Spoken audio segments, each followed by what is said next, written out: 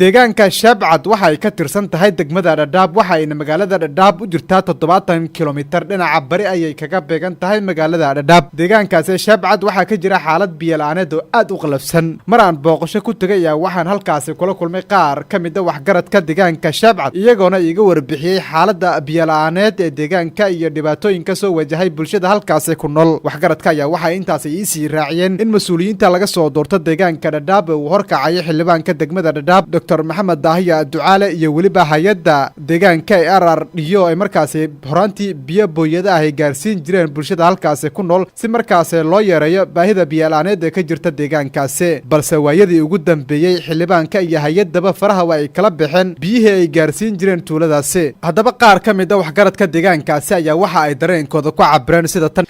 waxaa la dhahaa cabdi baa la dhahaa yeetanjir baan hay tabar meelihii socod ma qabi wax ma soo qabsan kari meeshan oon baan u dhamaana iyo gaajo si walba dacay walba dhamaaqna motor dhalo sigaa rabnaa satahay dib baan ku qabnaa meesha maanta xaqan aniga dhawaan ka dhac dhawaan ka dhac dibkana qabsaday kari markii biyaha libaa loo doona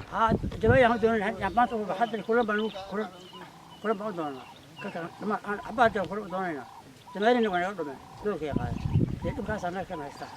dhanka kale xilligii aan booqashada ku joogay deegaanka Shaabcad waxay ahayd waqti hargala waana xilliga qadada balsa dahaba macallim sheekh oo kamid ah hooyooyinka deegaanka Shaabcad iyada iyo 5 carruur ay dhashay qurac iyo qada toona ma aysan karsan oo waxa ay biyo ka suwayaan gaar dameer biyo loogu raadiyay deegaanka kulan oo qiyaastii 60 kilomitir u jirta Shaabcad dareenkeeda ayaa waxay ku cabirtay sida tan dahaba sheekh baa la ilaahay waxaan joogaa tuulada Shaabcad waxaan u dhib qabnaa biyo carruurta waa kan qado ma karsanin qurac ma karsan asho ma karsan ayna karatada aan kulan u dirsanay noomay iimaan ninka aan dooranayna biyo waxaan rabnaa si ugu dhaqso badan in biyo naloo keeno dhibaato adduun oo dhan baan uga idilo aan haysanaa cabdi sugow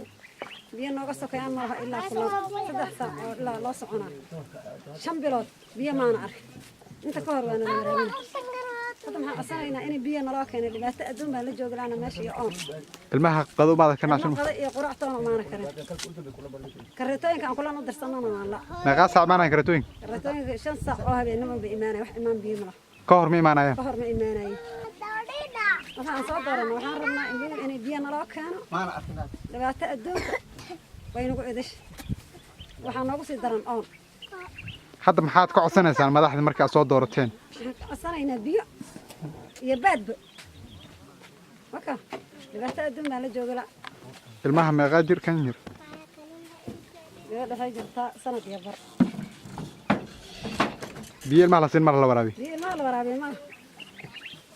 karatadana way naga maqan si kastaba ha ahaatee waxgaradka deegaanka Shaabcad ayaa waxa ay si naxariis looga codsadeen madaxda laga soo doorto deegaanka Dhadhaab ee uu horkacay xildhibaanka degmada Dhadhaab Dr. Maxamed Daahiya Ducaale iyo waliba wakiilka aqalka hoose ee degmada Dhamaajale ee markaas matala deegaanka Shaabcad in markaas bulshadaasi ay la soo gaaraan biyo Cabdullaahi Umar Yaro Cabdullaahi Baal Goray Radio Midnimo Dhadhaab